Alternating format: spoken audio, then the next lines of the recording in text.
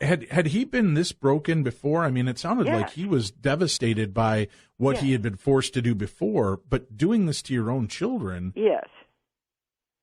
Correct. And I'm trying, I'm limited by time, so I just wanted to walk you through one sequence that's typical there of him with the children and what the witness faces when trying to tell.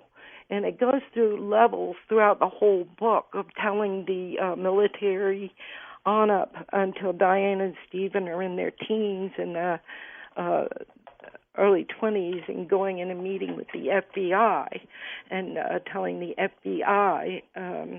And then there was trying to tell this on the documentary.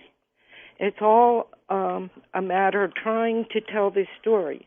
All right, so let me just say that this is a very expert perpetrator, and there's something that I call the undetectable serial killer.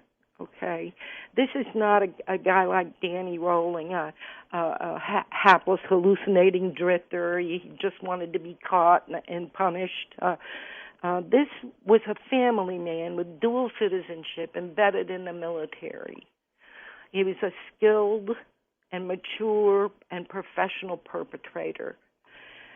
He selected his victims very carefully, and he considered himself a past master of corpse disposal. Now, whatever he was doing on orders for the program he was in, we are not able to discover that, but we do know that he would disappear for long periods of time. He was not AWOL. He was still employed by the Army, but he would not discuss it. We do know that he would undergo drastic personality changes, and we do know that he had a taste for recreational murder on the side. But yet no charges were ever filed against this guy. There were incidents where it became very... he was witnessed shooting at Diane and Stephen by a guard. A guard witnessed him shooting at Diane and Stephen out on the target practice, and caught up with him and wrote him a ticket and warned him and told him he was being written up and that he was going to be watched. Well, that takes up almost half of the book to describe what happened to him, to that guard, and what happened to Stephen when Stephen held on to the guard's shoe and let his dad know that he had that shoe. And that takes up about half of the book. So it's not that that it was completely without notice, and there were interventions.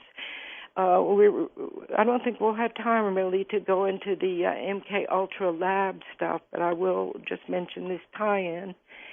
In that the children were taken out of the program not because of anything they had done, but because of the way their father behaved.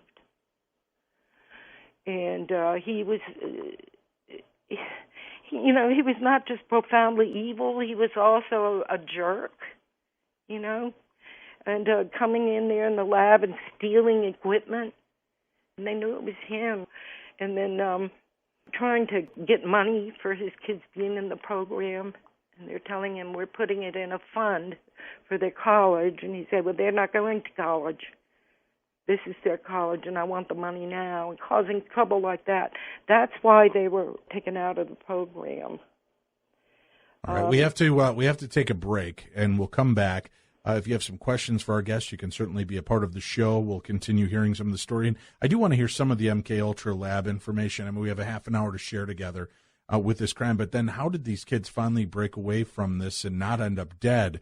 We'll focus on that and more when we return. Sondra London, our guest here on Coast to Coast AM.